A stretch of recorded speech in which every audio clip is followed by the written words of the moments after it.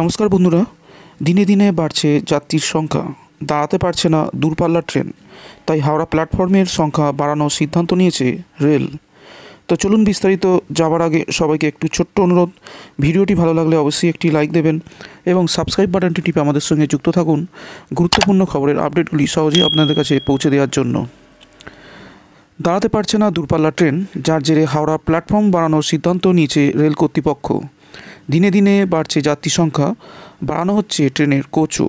দূরপাল্লার ট্রেন সাধারণত 18 থেকে 24 কোচের হয়, কিন্তু যদি 26 কোচের ট্রেন দাঁড়াতে হয় তবে ভরসা একমাত্র 9 নম্বর প্ল্যাটফর্ম।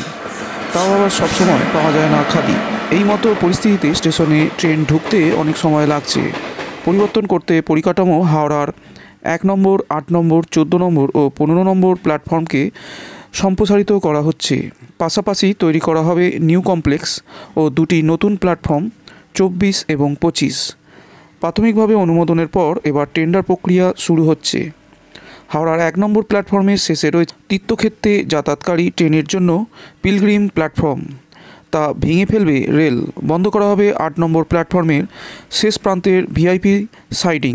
14 নম্বর ও 15 নম্বর প্ল্যাটফর্মের পাশে রয়েছে দক্ষিণ পূর্ব রেলের অনেকটাই জায়গা, ফলে প্ল্যাটফর্ম সম্প্রসারিত করতে কোনো সমস্যা হবে না।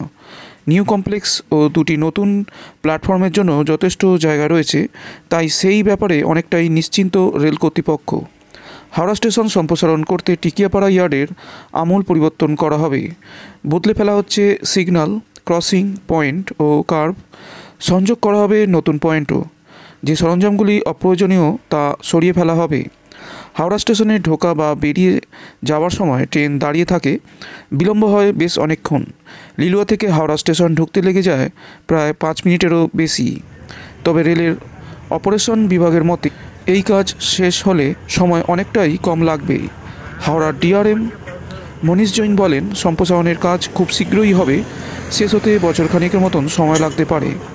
চাহিদা বাড়ছে দূরপাল্লা ট্রেনের টিকিটের, তাই ট্রেনের সংখ্যাও না বাড়িয়ে বাড়ানো হচ্ছে বগির সংখ্যা।